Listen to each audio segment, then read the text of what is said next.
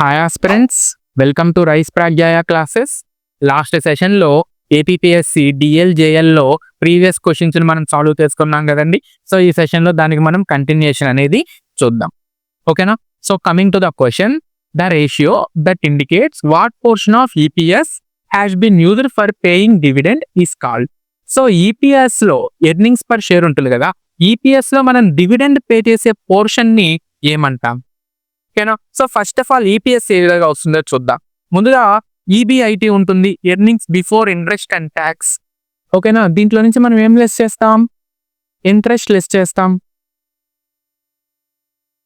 ఓకేనా? ఈబిటి earnings before tax, దీంట్లో నుంచి ట్యాక్స్ పోర్షన్ లెస్ చేస్తాము. ఎర్నింగ్స్ ఆఫ్టర్ ట్యాక్స్ అనేది వస్తుంది. ఓకేనా? ఈ ఎర్నింగ్స్ ఆఫ్టర్ ట్యాక్స్ లో నుంచి మనము ప్రిఫరెన్స్ డివిడెండ్ ని లెస్ చేస్తాము. ప్రిఫరెన్స్ డివిడెండ్ ని లెస్ చేసిన తర్వాత ఏమొస్తుంది మనకి? ఎర్నింగ్స్ అవైలబుల్ ఫర్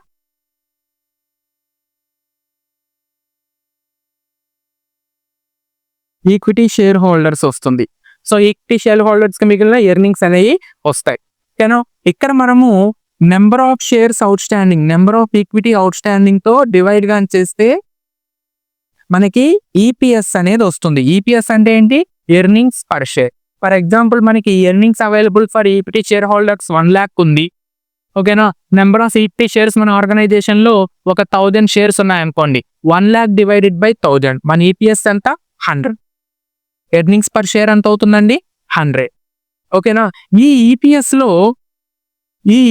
లో డివిడెండ్ పే చేసే పోర్షన్ ని ఏమంటాము? అదేంటి సార్, ఈపీఎస్ మొత్తాన్ని మనం డివిడెండ్ పే చేస్తాం కదా, అలా ఏం చేయమండి. ఓకేనా? ఈపీఎస్ లో మనము సమ్ పోర్షన్ ని రిటెన్షన్ చేస్తాం. ఈపీఎస్ లో సమ్ పోర్షన్ ని రిటెన్షన్ చేస్తాం. ఓకేనా? దాన్ని బితో డినోట్ చేస్తాం. రిమైనింగ్ పోర్షన్ ని డివిడెండ్ గా పే అవుట్ చేస్తాం అన్నమాట. రిమైనింగ్ పోర్షన్ ని డివిడెండ్ గా పే అవుట్ చేస్తాం. ఓకేనా? సో ఈపీఎస్ లో రిటెన్షన్ చేయగా మిగిలిన దాన్ని మనము డివిడెండ్స్ ఫామ్ లో షేర్ హోల్డర్స్ ఇస్తామన్నమాట. ఓకేనా? దాన్ని మనం ఏమన్నాము? Pay out ratio. So pay out ratio answer అవుతుంది. ఓకేనా? Pay out ratio, dividend pay out ratio అంట. ఓకేనా? సో ఈపీఎస్ లో రిటెన్షన్ రేషియోని తీసేస్తే మిగిలింది ఏమవుతుందండి? పే అవుట్ అవుతుంది అనమాట. ఓకేనా? ఈపీఎస్ లో నుంచి మనము డివిడెండ్ పే అవుట్ చేసే రేషియోని ఏమంటాము? Pay out ratio. ఓకేనా? నెక్స్ట్ చూడండి, సేమ్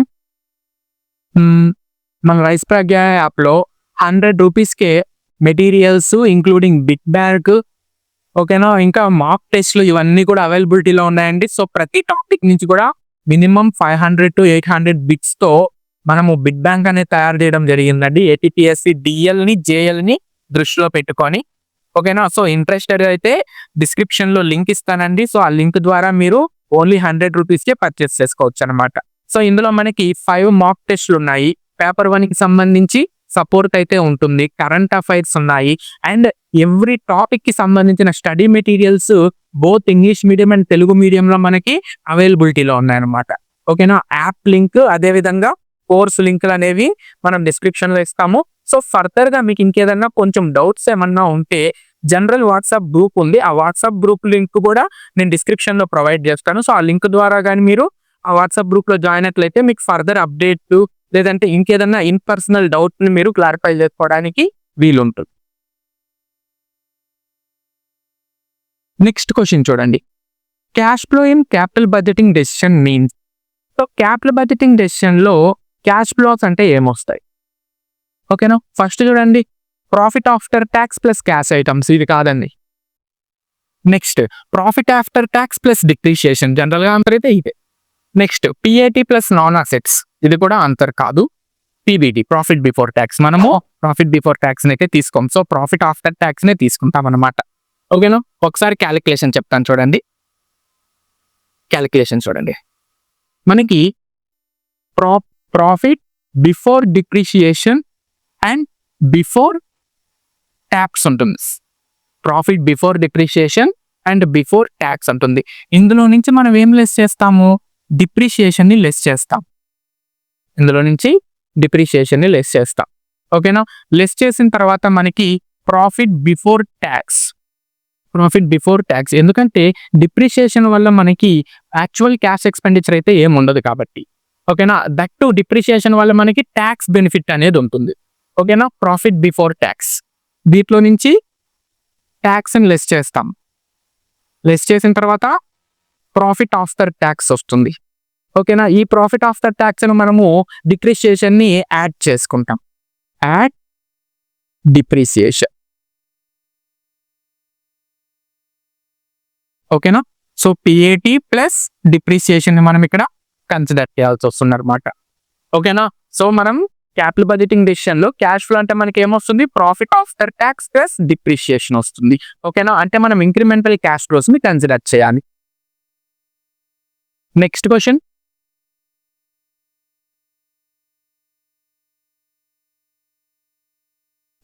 చూడండి. Bird in hand theory of dividend was advocated by bird in hand theory. So bird in hand థియరీని ఎవరు చెప్పారండి, గార్డన్ అండ్ లింటర్ చెప్పారు. ఓకేనా, సో దీని ప్రకారం ఏంటి, ఫ్యూచర్ అన్సర్టైన్ క్యాపిటల్ గెయిన్స్ కన్నా ప్రెసెంట్ వచ్చే డివిడెండే షేర్ హోల్డర్స్ కి బెనిఫిషియల్ గా ఉంటుంది and value of the firm ని డిటెక్ట్ చేయడానికి యూస్ఫుల్ గా ఉంటుంది అని చెప్పారనమాట. ఓకేనా, సో ఎప్పుడో ఫర్ ఎగ్జాంపుల్ మీరు ఒక 100 రూపీస్ ఇన్వెస్ట్ చేశారు. బర్డ్ ఇన్ హ్యాండ్ అంటే ఏంటంటే 100 రూపీస్ మీరు ఇప్పుడు ఇన్వెస్ట్ చేశారు. సో మీకు ఏది బెనిఫిషియల్, ఎప్పుడో 2 ఇయర్స్, ఎప్పుడో 10 ఇయర్స్ 15 ఇయర్స్ తర్వాత ఈ 100 రూపీస్ 120 రూపీస్ అవ్వడం బెనిఫిట్, లేదనుకుంటే ఎవ్రీ ఇయర్ కాన్స్టెంట్ గా డివిడెండ్ రావడం benefit. So as per bird in hand theory every year constant గా డివిడెండ్ రావడం బెనిఫిట్ అన్నమాట. ఓకేనా, అంటే ప్రెసెంట్ రూపీకి ఎక్కువ విలువ ఇస్తారు. ఓకేనా, సో ఈ థియరీ ప్రకారం ప్రెసెంట్ రూపీకి ఎక్కువ వాల్యూ అనేది ఉంటుంది అనమాట. So this means bird in hand theory is the relevance theory of dividend. ఓకేనా, సో ఎంఎం అప్రోచ్ లాగా ఇర్రెలవెంట్ కాదండి. ఓకేనా, సో ఫామ్ యొక్క కాస్ట్ ఆఫ్ క్యాపిటల్ కి రిలవెంట్ అనమాట బర్డ్ ఇన్ హ్యాండ్ థియరీ. ఓకేనా, సో ఎవ్రీ ఇయర్ కాన్స్టెంట్ గా dividend రావడాన్ని సపోర్ట్ చేస్తుంది. ఓకేనా, so future uncertain capital gains కన్నా కూడా ఎవ్రీ ఇయర్ కాన్స్టెంట్ గా డివిడెండ్ రావడాన్ని బర్డ్ ఇన్ హ్యాండ్ థియరీ చెప్తుంది అనమాట. సో ఈ థియరీని ప్రపోజ్ చేసింది ఎవరంటే Gordon and Lintner. Next question చూడండి. Which one of the following is not a capital budgeting decision? Capital budgeting decision కావిదేంటి? క్యాపిటల్ బడ్జెటింగ్ డెసిషన్స్ అంటే ఏంటండి? సో జనరల్ గా క్యాపిటల్ బడ్జెటింగ్ డెసిషన్స్ అనేవి, సో ఫస్ట్ ఆఫ్ ఆల్ ఇవి long term nature కి సంబంధించి ఉంటాయి. ఓకేనా, సో లాంగ్ టర్మ్ డెసిషన్స్ అనేవి ఉంటాయన్నమాట. And involves huge amount of money. So huge amount of money ఉంటుంది. ఓకేనా, అదే విధంగా జనరల్ గా మనము క్యాపిటల్ బడ్జెటింగ్ డెసిషన్స్ అనేవి ఫిక్స్డ్ అసెట్స్ కి సంబంధించి యూస్ చేస్తాం. దేనికి సంబంధించి యూస్ చేస్తామండి? ఫిక్స్డ్ అసెట్స్ కి సంబంధించి యూస్ చేస్తాం. అండ్ ఇర్రివర్సిబుల్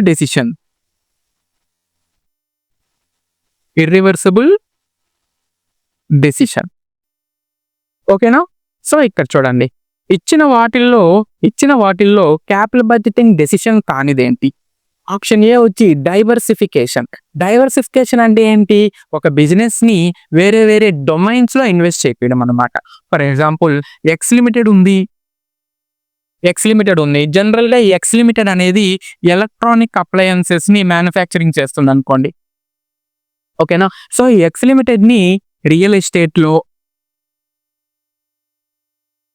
అదేవిధంగా ఇన్ఫ్రాస్ట్రక్చర్ ఇండస్ట్రీలో, కన్స్ట్రక్షన్, హెల్త్ కేర్, సో ఈ ఇండస్ట్రీస్ లో కానీ ఈ ఎక్స్ లిమిటెడ్ ఇన్వెస్ట్మెంట్ చేసింది అనుకోండి, దీన్ని మనం ఏమంటాము? డైవర్సిఫికేషన్ ఆఫ్ బిజినెస్ అంటాం. ఓకేనా, సో జనరల్ గా డైవర్సిఫికేషన్ అనేది ఏమవుతుందండి? లాంగ్ టర్మ్ ఇన్ నేచర్ అవుతుంది అనమాట. So long term in nature అయితే అది capital budgeting decision and it involves huge amount of money also. Next expansion. So expanding the business. So business అనేది expansion చేస్తున్నాం అనుకోండి, అది కూడా ఏమవుతుంది? క్యాపిటల్ బడ్జెటింగ్ డెసిషన్ అవుతుంది. ఓకేనా, next investment in current assets. So మీరు కరెంట్ అసెట్స్ లో ఇన్వెస్ట్ చేస్తున్నారు. సో కరెంట్ అసెట్స్ లో ఇన్వెస్ట్ చేసేది హ్యూజ్ అమౌంట్స్ ఇన్వెస్ట్ చేస్తారా? జనరల్ గా చేయరు కదండి. సో కరెంట్ అసెట్స్ లో మనము నార్మల్ ఒక లిమిటెడ్ అమౌంట్ ని మాత్రమే ఇన్వెస్ట్ చేస్తాం. అండ్ కరెంట్ అసెట్స్ అనేవి టెంపరరీ నేచర్. మనకి ఇక్కడ ఏమంటున్నారు? క్యాపిటల్ బడ్జెటింగ్ అంటున్నారు. సో క్యాపిటల్ బడ్జెటింగ్ డెసిషన్ అనేది long term nature. Current asset లో పేరులోనే ఉంది, కరెంట్ అసెట్ లో ఇన్వెస్ట్ చేస్తున్నారంటే మీరు విత్ ఇన్ 1 year స్పాన్ కి ఇన్వెస్ట్ చేస్తున్నట్టు అనమాట. ఓకేనా? సో ఆన్సర్ ఏమవుతుందండి, which one of the following is not a capital budgeting decision అన్నాడు కాబట్టి ఇన్వెస్ట్మెంట్ ఇన్ కరెంట్ అసెట్స్ అనేది క్యాపిటల్ బడ్జెటింగ్ డెసిషన్ అయితే కాదు. Next replacement. ఇక్కడ రీప్లేస్మెంట్ అనేది మనం కరెంట్ అసెట్స్ కి చెయ్యం, దేనే చేస్తాం రీప్లేస్మెంట్, ఫిక్స్డ్ అసెట్స్ కి చేస్తాం. ఓకేనా? సో ఫిక్స్డ్ అసెట్ లోని కాంపోనెంట్స్ ని మార్చడమా లేకపోతే ఎగ్జిస్టింగ్ వన్ ని న్యూ టెక్నాలజీతో రీప్లేస్ చేయడమా అని చెప్పి చెక్ చేసుకుంటా, అది కూడా క్యాపిటల్ బడ్జెటింగ్ డెసిషన్ అవుతుంది అనమాట. సో డైవర్సిఫికేషన్, ఎక్స్పెన్షన్, రీప్లేస్మెంట్ ఇవి 3 కూడా క్యాపిటల్ బడ్జెటింగ్ డెసిషన్ అవుతాయి. ఇన్వెస్ట్మెంట్ ఇన్ కరెంట్ అసెట్స్ అనేవి క్యాపిటల్ బడ్జెటింగ్ డెసిషన్ అయితే కాదండి. ఓకేనా? So answer 3. నెక్స్ట్ క్వశ్చన్ చూడండి. When margin of safety is 20% and profit and PV ratio is 60%, then the profit will be. So margin of safety 20%, PV ratio 60%, అప్పుడు profit ఎంత అవుతుంది? General formula, margin of safety is equal to profit divided by PV ratio. Margin of safety is equal to profit divided by PV ratio. అసలు margin of safety అంటే ఏంటి? ఓకేనా? Margin of safety అంటే excess sales over break even sales. ఓకేనా? Break even sales కంటే ఎక్స్ట్రాగా ఉండే sales ని మనం ఏమంటాము? మార్జిన్ ఆఫ్ సేఫ్టీ సేల్స్ అంటాం అన్నమాట. ఓకేనా? So actual sales minus break even sales. Margin of safety actual formula ఏంటండి? Actual sales minus break even sales. Break even sales కంటే ఎక్కువగా ఉంటే ప్రాఫిటే కదా. బ్రేక్ ఈవెన్ సేల్స్ కంటే ఎక్స్ట్రాగా ఉందనుకోండి, అదేమవుతుంది? ప్రాఫిట్ అవుతుంది. బ్రేక్ ఈవెన్ అంటే ఏంటి? మన వేరియబుల్ కాస్ట్, ఫిక్స్డ్ కాస్ట్ ని తెచ్చుకోవడం. ఓకేనా? సో బ్రేక్ ఈవెన్ సేల్స్ కంటే ఎక్స్ట్రా సేల్స్ అంటే అదేమవుతుంది? ప్రాఫిట్ అవుతుంది. So margin of safety is equal to profit divided by PV ratio. So చూడండి మార్జిన్ ఆఫ్ సేఫ్టీ ఎంత ఇచ్చారు? 20%. Margin of safety 20%. ఓకేనా? Profit divided by PV ratio ఎంతండి? 60%. So ఇప్పుడు ఆ 60% ఈజ్ ఈక్వల్ టు అవతలకి తెచ్చేసేయండి. Profit is equal to 20% into 60%. So 2 6s అంట 12. ఆన్సర్ ఎంత అవుతుందండి? 12% అవుతుంది. ఓకేనా? నెక్స్ట్ క్వశ్చన్ చూడండి. Other things being equal, the impact of reduction in variable expenses would be. ఓకేనా? సో రిమైనింగ్ ఫ్యాక్టర్స్ అన్ని ఈక్వల్ గా ఉన్నాయి. దట్ మీన్స్ సేల్స్ కాన్స్టెంట్ గా ఉన్నాయి, ఫిక్స్డ్ ఎక్స్పెన్సెస్ కాన్స్టెంట్ గా ఉన్నాయి, అన్ని కాన్స్టెంట్ గా ఉన్నాయి. సో వేరియబుల్ కాస్ట్ తగ్గితే రిజల్ట్ ఏమవుతుంది? ఇంపాక్ట్ ఏమవుతుంది? ఓకేనా? ఇక్కడ అదర్ థింగ్స్ బీయింగ్ ఈక్వల్ అనేసాడు కదండి, అదర్ థింగ్స్ బీయింగ్ ఈక్వల్. ఓకేనా? సో రిమైనింగ్ ఫ్యాక్టర్స్ అన్ని కూడా కాన్స్టెంట్ గా ఉన్నాయి. ఓకేనా? సో రిమైనింగ్ ఫ్యాక్టర్స్ అన్ని కూడా కాన్స్టెంట్ గా ఉన్నాయి. దట్ మీన్స్ సేల్స్ కాన్స్టెంట్ గా ఉన్నాయి, ఫిక్స్డ్ ఎక్స్పెన్సెస్ కాన్స్టెంట్ గా ఉన్నాయి. ఓకేనా? అప్పుడు వేరియబుల్ కాస్ట్ తగ్గింది, ఇంపాక్ట్ ఏమవుతుంది? సో ఆప్షన్ 4, ఆప్షన్ 3 ఇక్కడే మనం తీసేసేయొచ్చు, బికాస్ క్వశ్చన్ లోనే చెప్పేశాడు. Other things being equal, other things remain constant. ఓకేనా? సో ఆప్షన్ 3, ఆప్షన్ 4 కాదు. ఇంకా మీకు ఏంటి? 2 ఆప్షన్స్ మిగిలే.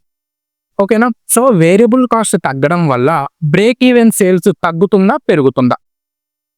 వేరియబుల్ కాస్ట్ తగ్గడం వల్ల బ్రేక్ ఈవెన్ సేల్స్ అనేవి తగ్గుతుందా పెరుగుతుందా? ఇది తెలిస్తే మీరు ఆన్సర్ పెట్టేసేయచ్చు.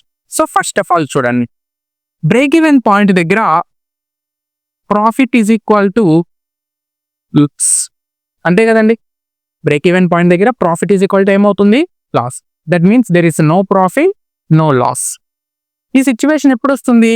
మనము సేల్స్ ద్వారా కాస్ట్ ని ఎర్న్ చేసుకున్నట్లయితే ఈ సిచ్యువేషన్ వచ్చేస్తుంది. సో మనకి ఎంత కాస్ట్ అయితే మనం ఇంకర్ అవుతామో అంత కాస్ట్ ని కానీ మనం ఎర్న్ చేసేసామనుకోండి అటు దాకా. ఫర్ ఎగ్జాంపుల్, మీరు variable cost 20 rupees, fixed cost 10 rupees incur అయ్యారు. మీ టోటల్ కాస్ట్ ఎంత? 30 రూపీస్. టోటల్ కాస్ట్ ఎంత? 30 రూపీస్. ఓకేనా? ఇప్పుడు మీరు బ్రేక్ ఈవెన్ పాయింట్కి రావాలి అంటే మీరు ఎంత ఎర్న్ చేయాలండి? 30 రూపీస్ ఎర్న్ చేయాలి. సో మీ బ్రేక్ ఈవెన్ పాయింట్ ఎంత? 30 రూపీస్, అంతే కదా. మీ బ్రేక్ ఈవెన్ పాయింట్ ఎంత 30 రూపీ. ఇప్పుడు ఏమంటున్నాడు, వేరియబుల్ కాస్ట్ తగ్గింది, వేరియబుల్ కాస్ట్ తగ్గింది. ఫర్ ఎగ్జాంపుల్ 15, ఫిక్స్డ్ కాస్ట్ ఏం తగ్గదు. సో ఇప్పుడు మీ టోటల్ కాస్ట్ ఎంత, 25. ఈ టోటల్ కాస్ట్ ఎంత 25. సో ఈ టోటల్ కాస్ట్ ని మీరు ఎర్న్ చేయాలి. సో బ్రేక్ ఈవెన్ పాయింట్ అంతా ఇక్కడ 25. బ్రేక్ ఈవెన్ పాయింట్ అంతా 25. So first time break even point 30 rupees వచ్చింది. Second time break even point ఎంత వచ్చింది, 25, due to decrease in variable cost. So variable cost తగ్గడం వల్ల బ్రేక్ ఈవెన్ పాయింట్ కూడా ఏమవుతుందండి, తగ్గుతుంది. అర్థమైందా? వేరియబుల్ కాస్ట్ తగ్గడం వల్ల బ్రేక్ ఈవెన్ పాయింట్ కూడా తగ్గుతుంది. Option A. నెక్స్ట్ క్వశ్చన్ చూడండి. In the context of buyback option, so buyback of shares చేసేటప్పుడు the method of calculating the cost of it is, so the best method for calculating KE. So మీరు buyback చేస్తున్నారు. Buyback అంటే meaning ఏంటి, buying back the equity from share holders. So share holders దగ్గర నుంచి మీరు మీ shares మీరే కొనుక్కుంటున్నారు. ఫర్ ఎగ్జాంపుల్ ఎక్స్ లిమిటెడ్ ఉంది, ఎక్స్ లిమిటెడ్ 1000 షేర్స్ ని బైబ్యాక్ చేస్తుంది అంటే అర్థం ఏంటి, రిటర్న్ కొనుక్కుంటుంది, షేర్ హోల్డర్స్ దగ్గర నుంచి రిటర్న్ కొనుక్కుంటుంది. సో ఈ సిచ్యువేషన్ లో కేఈకి అంటే cost of equity find out చేయడానికి ఏ మెథడ్ బెస్ట్ మెథడ్, ఓకేనా. సో బైబ్యాక్ చేసేటప్పుడు it directly impacts the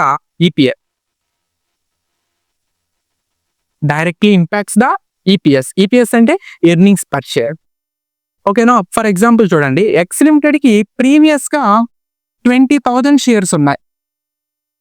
X limited కి ప్రీవియస్ గా 20,000 అవుట్ స్టాండింగ్ షేర్స్ అనేవి ఉన్నాయి.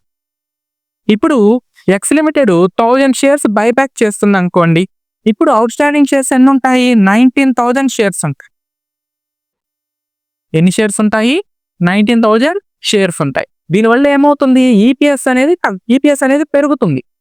ఫర్ ఎగ్జాంపుల్ ఇంతకు ముందు కంపెనీకి ప్రాఫిట్ 30-40 వేలు వచ్చింది అనుకోండి. ఇంతకుముందు కంపెనీ ప్రాఫిట్ 1 lakh రూపీస్ వచ్చింది అనుకోండి. 20,000 షేర్స్ ఉండేటప్పుడు ఒక్కొక్క షేర్ హోల్డర్ కి 5 రూపీస్ ఇవ్వాల్సి వచ్చాయి, ఓకేనా. బైబ్యాక్ చేసిన తర్వాత అంటే 1000 షేర్స్ ని రిటర్న్ బ్యాక్ పర్చేస్ చేసిన తర్వాత షేర్స్ ఎన్ని అయ్యాయి, 19,000 అయ్యాయి. ఇప్పుడు 1 lakh వచ్చిన ప్రాఫిట్ ని 19,000 షేర్స్ క్యాలిక్యులేట్ చేస్తే చాలు. దట్ మీన్స్ వాళ్ళ ఈపీఎస్ అనేది కొంచెం పెరుగుతుంది. షేర్స్ అవుట్ స్టాండింగ్ షేర్స్ ఎక్కువగా ఉంటే ఈపీఎస్ అనేది పెరుగుతుంది, ఓకేనా. సో ఈ టైంలో ఏ method best method cost of ఈక్విటీని ఫైండ్ అవుట్ చేయడానికి? ఫస్ట్ ఆప్షన్ చూడండి, డివిడెండ్ అప్రోచ్ అనేది షేర్ హోల్డర్స్ కి సంబంధించింది. సో దీనివల్ల మనము కేఈ అంటే ఈ బైబ్యాక్ అప్పుడు డివిడెండ్ అప్రోచ్ కానీ డివిడెండ్ ప్లస్ గ్రోత్ అప్రోచ్ కానీ మనకి యూజ్ అవ్వవు. డివిడెండ్ అప్రోచ్ లో మనం కేఈ ఎలా ఫైండ్ అవుట్ చేస్తాం, D1/P0. డివిడెండ్ ప్లస్ గ్రోత్ లో D1/P0 ప్లస్ G, ఓకేనా. ఎర్నింగ్స్ అప్రోచ్ లో ఎలా ఫైండ్ అవుట్ చేస్తాం, E1/P0. ఎర్నింగ్స్ ప్లస్ గ్రోత్ అయితే E1+B0/G, E1/P0 ప్లస్ G, ఓకేనా. సో బైబ్యాక్ అప్పుడు ఆ బైబ్యాక్ అనేది డైరెక్ట్ గా ఎర్నింగ్స్ పర్ షేర్ మీద ఇంపాక్ట్ చూపిస్తుంది. కాబట్టి cost of equity find out చేయడానికి ఏది మోస్ట్ సూటబుల్ మెథడ్ అంటే ఎర్నింగ్స్ అప్రోచ్ అనేది మోస్ట్ సూటబుల్ మెథడ్ అనమాట, ఓకేనా. నెక్స్ట్ క్వశ్చన్ చూడండి. Defect of the trade union movement in India. So ఇండియాలో ట్రేడ్ యూనియన్ మూవ్మెంట్ కి మెయిన్ డిఫెక్ట్ ఏంటి, ఓకేనా. లాయల్ టు వర్కర్స్ ఇది కాదు, full time paid officer so ఇది కాదు, పూర్ ఫైనాన్సెస్. జనరల్ గా ఫైనాన్సెస్ అనేవి పెద్దగా తేరు, ఎందుకంటే ట్రేడ్ యూనియన్స్ అనేది వాలంటరీ అసోసియేషన్ కదండి. సో ఇది కాదు. Multi unions and inter union rivalry, ఓకేనా. సో చాలా యూనియన్స్ ఉండడము అదొక drawback. And inter union rivalry, ఒక యూనియన్ అంటే ఇంకొక యూనియన్ కి పడకపోవడము, ఓకేనా. ఆప్షన్ 4. నెక్స్ట్ క్వశ్చన్ చూడండి. Trade unions are dash of the workers to promote, okay. Trade unions are the voluntary organisation. So అందరూ వాలంటరీగా అంటే వర్కర్స్ అందరూ కూడా వాలంటరీ అండర్స్టాండింగ్ తో హ్యాపీగా వచ్చి ఈ యూనియన్ లో జాయిన్ అవుతారు అనమాట, ఓకేనా. ఎటువంటి గవర్నమెంట్ ఇంటర్వెన్షన్ ఉండదు, ఓకేనా. ఇండస్ట్రియల్ ఆబ్లిగేషన్స్ ఉండవు. అండ్ ట్రేడ్ యూనియన్స్ అనేవి కంపల్సరీ ఆర్గనైజేషన్స్ కూడా కాదు, ఓకేనా. ఎంప్లాయీస్ ఆర్ వర్కర్స్ అందరూ కూడా వాలంటరీగా ఒక అసోసియేషన్ ని ఫామ్ చేసుకుంటారు అన్నమాట. వాళ్ళ కష్ట సుఖాలన్నీ చెప్పుకోవడానికి, వాళ్ళకి వచ్చిన ప్రాబ్లమ్స్ ని రిజాల్వ్ చేసుకోవడానికి. నెక్స్ట్ క్వశ్చన్ చూడండి. Union of the workers belonging to the same occupation. ఓకేనా. సో సేమ్ ఆక్యుపేషన్ ఉండే యూనియన్ ఆఫ్ ద వర్కర్స్ ని ఏమంటారు? క్రాఫ్ట్ యూనియన్ అంటారు అనమాట. క్రాఫ్ట్ యూనియన్ అంటే ఏంటి? సేమ్ ఆక్యుపేషన్ చేసే వర్కర్స్ అనమాట. జనరల్ యూనియన్ అంటే సో జనరల్ గా అందరూ కూడా, ఓకేనా, irrespective of the work, irrespective of the industry, అందరూ కూడా లేబరర్స్ అందరూ కూడా ఒక యూనియన్ ని ఫామ్ చేసుకుంటే దాన్ని జనరల్ యూనియన్ అంట. ఇండస్ట్రియల్ యూనియన్, సో ఒక పర్టికులర్ ఇండస్ట్రీలో పనిచేసే అందరూ వర్కర్స్ యూనియన్ ని ఫామ్ చేసుకుంటే దాన్ని ఇండస్ట్రియల్ యూనియన్ అంట. ఇండిపెండెంట్ యూనియన్, ఎటువంటి అఫిలియేషన్ లేకుండా యూనియన్ ని కానీ ఫామ్ చేసుకుంటే దాన్ని మనం ఏమంటాము? ఇండిపెండెంట్ యూనియన్ అంటాము. ఓకేనా.